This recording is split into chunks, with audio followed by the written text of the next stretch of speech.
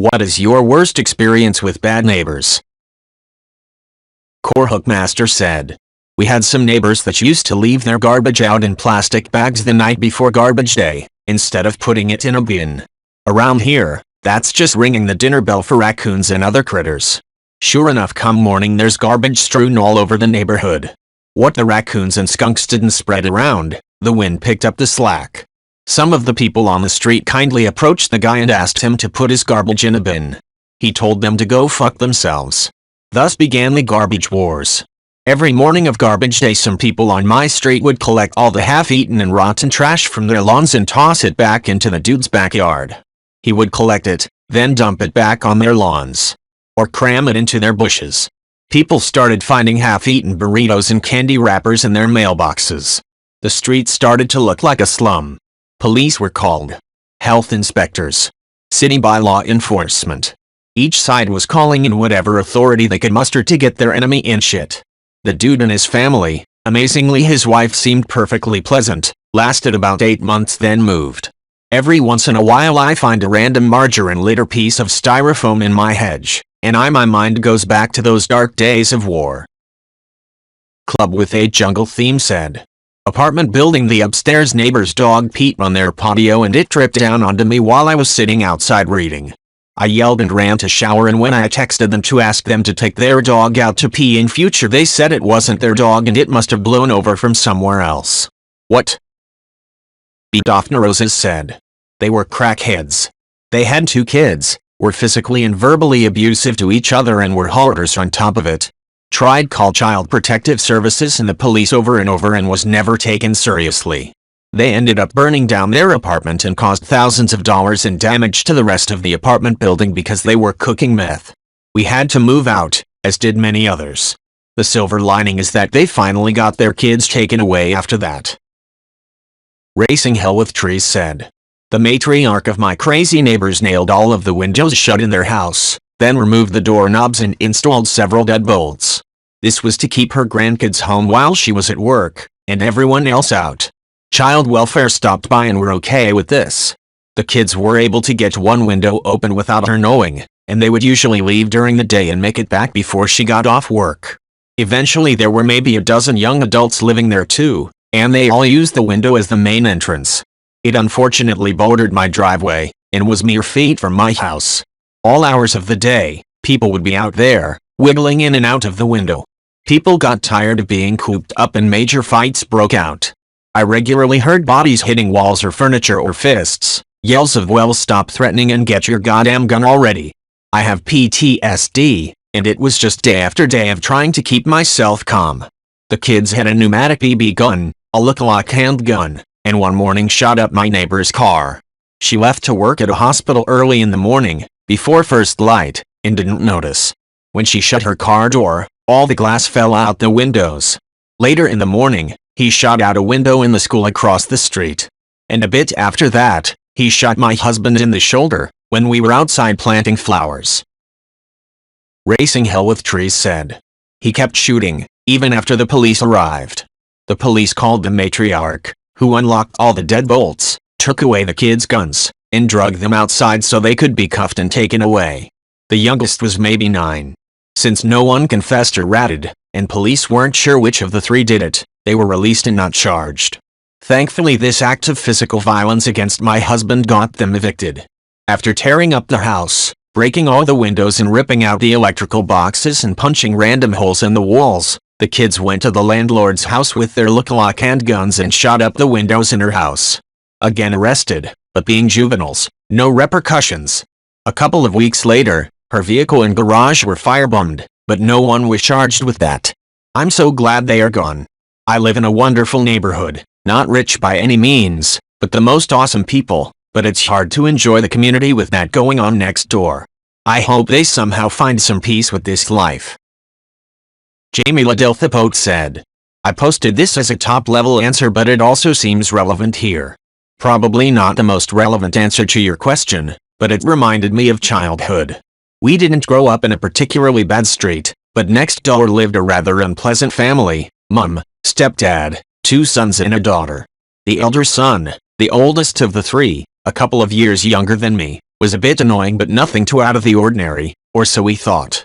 One day when he was in his mid-teens, the police turned up at his house and led him away. He'd committed a series of vehicular arsons, targeting especially valuable cars. He had little hope of being found not guilty. He'd filmed himself doing it, and had several VHS tapes of his crimes in his bedroom which, it came out in court, he had kept for masturbatory purposes. The daughter was always a strange kid but went totally off the rails during puberty and was a prostitute by the age of 13. At one point she was hospitalized for a while, can't remember why, and somehow managed to sneak into a medicine cupboard and injected herself with the first thing she could find. Unsurprisingly, it didn't go well. Whatever it was caused significant vascular damage and she nearly had to have her arm amputated. Although it was never confirmed, it was later rumored that she'd been abused by the stepdad, who was a violent, drunken piece of shit. Jamie Ladelthipote said. The younger boy managed to avoid trouble, from what we could work out, though he did have a really nasty habit of shouting random racist abuse at people, even people who weren't from ethnic minorities, which in SW England at that point was and still is most people. However, as an adult he made the press because he ended up marrying his older brother's widow. Yep. All Bentley Burner had married a real hottie and then died of a heart attack which officially had nothing to do with any drugs, although by this point he was a raging cokehead. The papers decided for some reason, surely unconnected to the woman's undeniable sex appeal and obvious craving for fame, that the fact that the younger brother had been his sis-in-law's shoulder to cry on, and they'd subsequently fallen in love, was enough to warrant some coverage. Interestingly enough, though, although this is effectively hearsay and AFAIK no charges were ever brought, there are plenty of people in my hometown who believe that the pair of them killed the older brother both to get him out of the way and to collect on the life insurance policy which he'd taken out a couple of years beforehand. Allegedly each of them has since admitted it whilst off their tits, which strikes me as almost unbelievably stupid behavior and therefore, knowing just how stupid they both are, entire feasible. Beverage said. He lived in the apartment right below my husband and I. It went from constant complaints to him calling the cops and us multiple times to him leaving threatening message on our car and front door. When we first moved in he was upset with the landlord for renting above him, left plenty of unpleasant notes and interrupted quite a few times when we were talking to the landlord. When we moved in we only had a mattress and no other furniture but he kept calling the landlord saying that we were moving furniture around at 2 a.m. and had our TV at full blast. After the 8th complaint in 2 months of us still moving around furniture and TV being too loud we finally just showed our apartment to the landlord. We literally didn't have a TV and still only had out mattress. Then the neighbor started leaving notes on our car telling us to keep it down and he even put in writing there needs to be no noise after 10 p.m. or else I'll call the cops. We usually didn't even get home until after 11 p.m. and we were respectful to make sure we kept things down because we knew that not everyone who had our work schedule. So we tried keeping it down even more and there were so many instances when we'd be eating dinner or cuddling quietly, or even sleeping and he'd be banging on his ceiling or floor. After a few months he started calling the cops and it got to the point where even the cops told him to stop calling about a noise complaint because it's a landlord issue and every time they came they never heard anything. The last time they showed up I was asleep and my husband ended up talking to them and explaining everything. They suggested that we file a harassment complaint. Then the cops showered up at the coffee shop I worked at the time and explained that they were getting almost nightly calls and they suggested to me too that we should file a harassment complaint against the neighbor. Beverage said. Then he started leaving threatening notes on our car and front door, and we kept hearing our doorknob jiggle. He claimed that he and a friend had sat outside our apartment for 2 hours and listened to all the moose we were making. He's a retired cop and will call in a few favors if we continue making noise. He knows where we park our car so we better start parking it somewhere else if we didn't want it to get damaged, etc. We kept the notes and made copies for the landlord and let him know that this was what we were dealing with so we're just keeping him in the loop before shit started getting real. We're tired of this and if an old guy gets his shit rocked then just know that it's been a long time coming. The last complaint was when he ran outside to the landlord screaming that something needed to be done about us because he heard our bed squeak the night before and how dare hear into some crazy college kids were partying and having sex all night. The landlord finally told him to fuck off and stop being a bitter old man. Then the neighbor took a total 180 and we found out that he had decided to sue the landlord and was moving. Suddenly the neighbor kept offering us rides when one of us were walking, He stopped complaining and leaving notes, but our doorknob kept jiggling and turning it around midnight, and whenever we would check on our door we'd hear someone running down the hall as we'd approach your door. He eventually moved away, and shockingly we haven't gotten a complaint from any other neighbor in the last 3 years we've lived here. The squirrel within said. A bunch of things with my ding-dong neighbor. She had a large dog that hated my older, smaller dog. One day her dog ran into my yard and bit my dog. She did apologize for this one, did not happen again. Neighbor dumped her lawn clippings into my backyard. Had to ask her to stop and clean up her mess. She decided to build a fence. No survey. So I paid for a survey of my property. She started building her fence 3 feet over on my property. I had her stop and remove the fence. She was angry and never rebuilt it. I painted my house. She painted her house, same color. I bought a new car. She bought a new car, same color, same configuration. There's other minor stuff, but that's enough. Odd person. Very odd. Cheese and Apples said. My neighbor once shot both my dogs and his goat and made me bury both. One dog survived, thankfully. He then tried to make us pay for a new goat, claiming that our dogs attacked it. The goat had bullet wounds and no bite marks. Sitwam said. Just straight up rednecks who wanted the full neighbor experience without putting in any effort themselves. It was like they'd moved from some hillbilly commune where you could just demand things of your neighbors. Every day when I got home from school, the 3 youngest kids would bang on our door until we gave them snacks. One of them, when denied snacks, came back and broke our glass door with a hammer. They turned the shared side yard, legally ours but shared because we weren't necessarily using it, into a lumberyard playground where they dug a massive pit for mud wrestling. No bullshit there, mud wrestling. The second oldest kid, 6 in total, had an old AC air handling unit in the backyard that he was allowed to hit with a sledgehammer when he got angry. He got angry often and at some pretty irregular hours. I ran into him at a bowling alley years after they moved away, got kicked out, went bankrupt. He had a tattoo across his chest that said Immortal Death in a black gradient. He also had giant scars all over his back, chest and arms. He said he woke up in the middle of the highway on Halloween night, all cut up. Who knows if that's true, but if it could happen to anyone, he was the guy. A few more redneck activities because this comment is getting some attention. Sitwam said. Lighting bottle rockets out of the tailpipe on their dad's truck. The youngest kid got stuck in the mud pit up to his head and they couldn't get him out for hours. On rainy nights they used to put these rusty cots in the front yard and sleep in the rain. That one didn't even register as redneck, felt more like an Addams Family thing to do. They somehow got their hands on what looked like municipal park playground equipment, one of which was a steel slide about 2 stories tall. One of the younger kids took a bike up to the top of it and tried to ride down, but fell over backwards and smacked his head on the metal steps a few times. The mom watched him do it and I specifically remember her saying he's gotta learn somehow after he fell. Emilith said. I have these same kind of neighbors. Asking for my Wi-Fi password. Asking for us to buy more security cameras to point at his house. Asking to bum cigarettes. Asking if I would watch out for his chickens, including illegal roosters. Just asking for everything. The only thing he didn't ask for was permission to put an animal trap in our backyard, and I think he's shooting stray cats with a pellet gun. Imminent Akraza person said. About a decade ago I moved into this small farming community with my husband.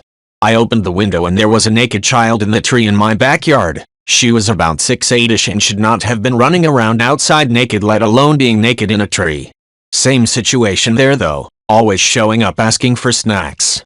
She came to my house with her sister, wearing no shoes in the middle of winter, begging for something to eat because her daddy was passed out drunk and they didn't have any food in the house. I gave her some food and sent her on her way. I called CPS and was later told that her mother was friends with the advocate dude who came out. They went to school together. She assured him that the little girls were only lying to me.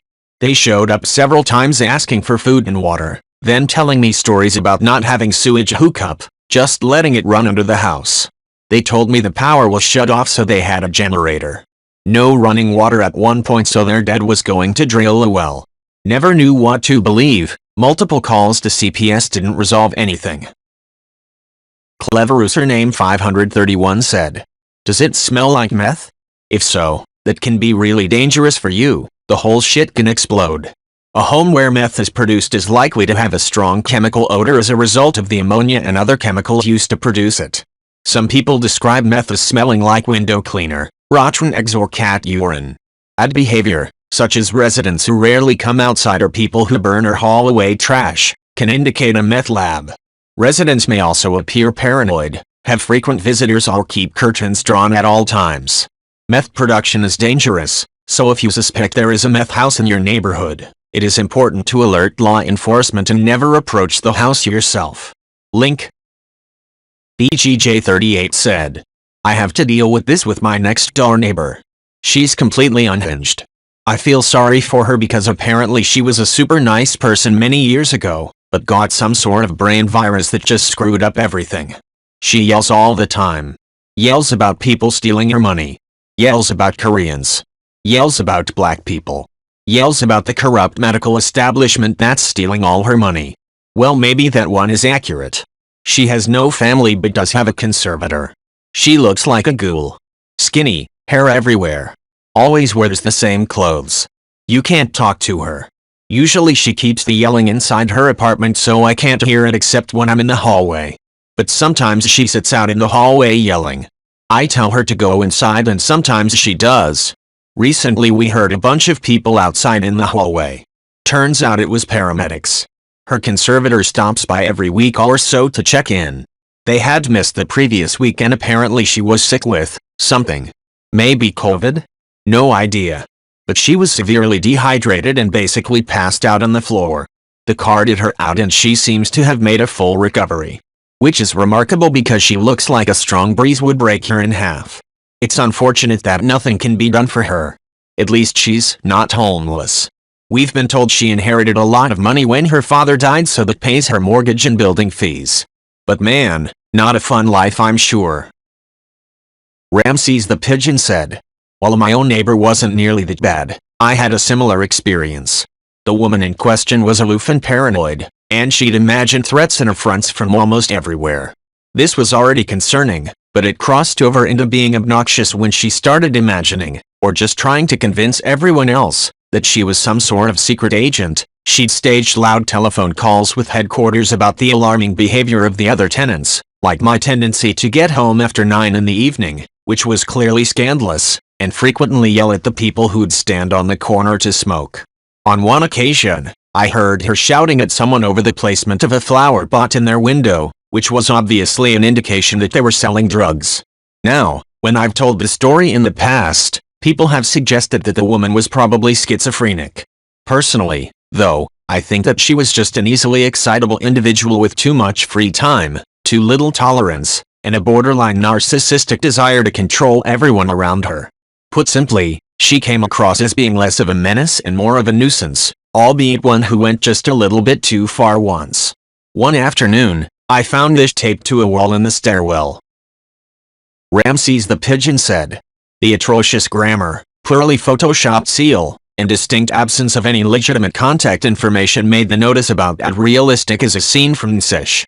Furthermore, the reference to the past 2 years seemed to indicate me as her primary target, since I was, as far as I knew, the only resident who had been there for less time than that. Still, since the flyer was clearly meant to scare someone, I decided to return the favor by taking a page out of my neighbor's own playbook and standing outside of her apartment while staging my own fake phone call. You should see the notice, it's terrible. Yeah, it's like they didn't know that impersonating a federal official is a felony. Anyway, the real FBI are on their way, and they're going to dust for fingerprints. I went back inside my apartment after that, and within seconds, I heard my neighbor's door open. There was the sound of hurried footsteps rushing toward the stairwell, followed by an equally hurried retreat. When I went out to check 5 minutes later, the notice was gone.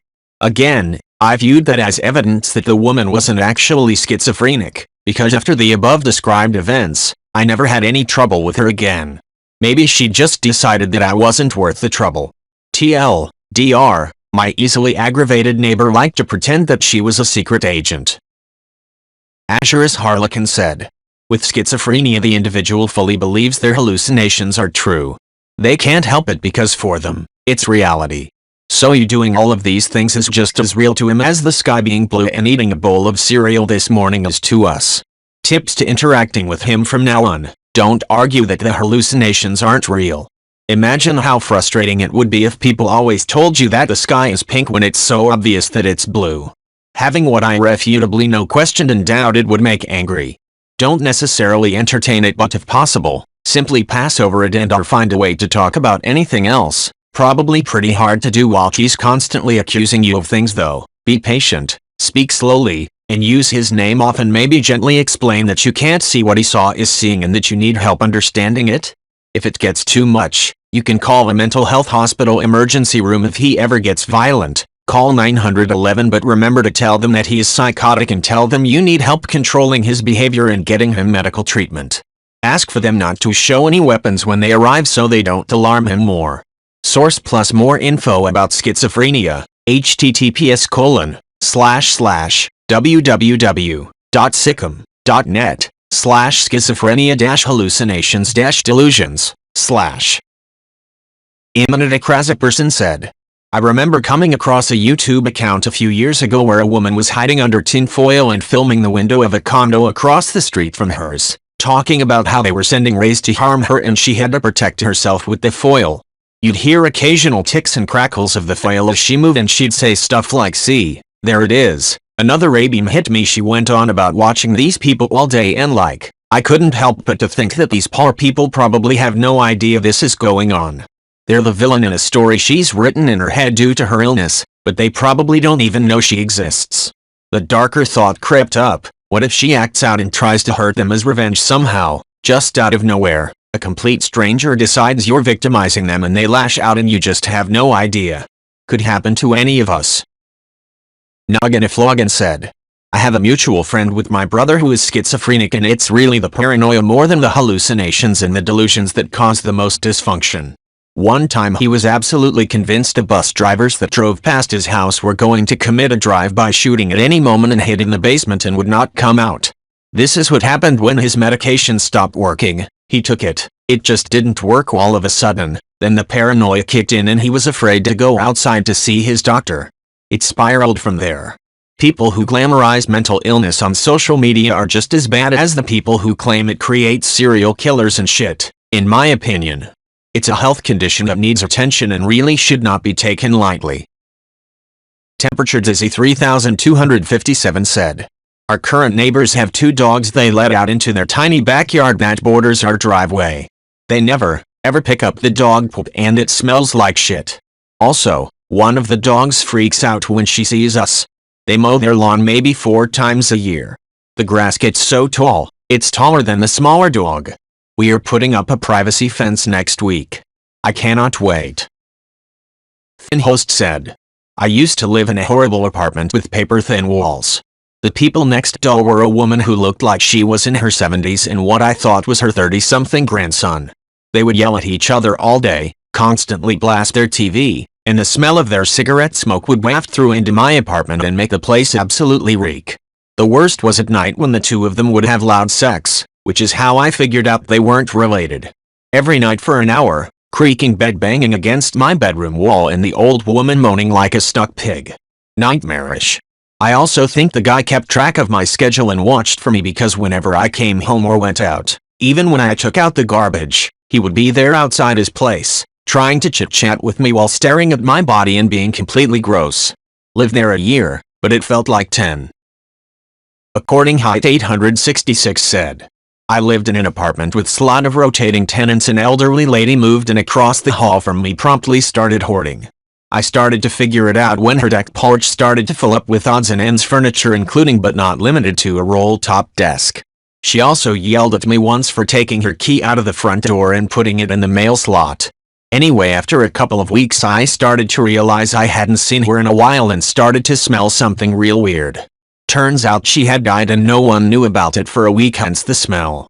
Her family came and cleared out all her stuff about a week after that. This is Wisconsin in the winter and I had my good Doc Marten work boots outside my door because they were wet. They used one of my boots to prop open their door while they moved out and then stole them when they were done. D.W. Sanchez said, the block of flats I used to live in was being converted into Airbnb rooms by the landlord. Me and my wife, were the last residential tenants renting there out of the 14 flats.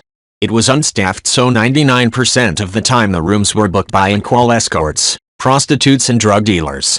For a solid week we had dealers in and out the door, up and down the adjoining stairwell every 30 minutes. One night we saw a black SUV pull up near the front of the property and try to bundle one of the women who was staying in the dealer room opposite ours. She managed to get away. We called the police as we were scared for her safety. They ended up getting a warrant as we told them of our suspicions, and when tallied up with the attempted bundling, the duty SGT was happy to bust their door in, searched the lot of them and made arrests. The other adjoining room flat had a couple staying in it, got a bit drunk as you do, and we heard them arguing and it getting heated, and at one point some sort of physical violence occurred. Police came again, told the guy to leave and not to return. But he did come back, shouted at her threatening to stab her. A short while later we heard the most terrifying blood-curdling scream and called police again. He went round the back of the property, got in a car and sped off moments before the police turned up. D.W. Sanchez said, "The final tale was literally on my day off, hearing a knock at the flat's bottom door either every half hour or hourly. Saw Johns with their cash waiting to come up and get their end away with a prostitute who stayed for a few nights in the adjoining flat, the drug grade one. John would then leave. Not even 5 minutes later she was on to the next one and I heard everything. Walls were horrifically thin. I hated that place, but it was that or homelessness. We've now lived in our forever home, a nice bungalow in the countryside, for the last year, and the leave-in quiet has been a godsend." Dream Queener said, "Moved into a crappy apartment in a building that was occupied by basically the worst people in the area. Pretty rural small town. Junkies, alcoholics, etc. I moved there because I don't have a driver's license and I needed to live close to my new job at a cafe. No buses in the area, except school buses, and it was relatively cheap. Anyways, one night when I came home from work, I met two of my neighbors by the entrance to the building. These two were living wall to wall with me, and I had listened to their drugged-up Saturnalius more than once. They started following me up the stairs, not saying a single word, just following me. I rush inside and lock the door, when they start hammering at it. Yelling, hammering their hands at the door so hard I thought they would break it. I yelled back at them, "What the fuck do you want? Leave me alone." They stopped their hammering and the man said, with a fragile voice, "We were just wondering if we could borrow your pee for a drug test tomorrow." I not so politely declined, told them to fuck off, and called the police. Didn't live there for much longer, I'll tell you that.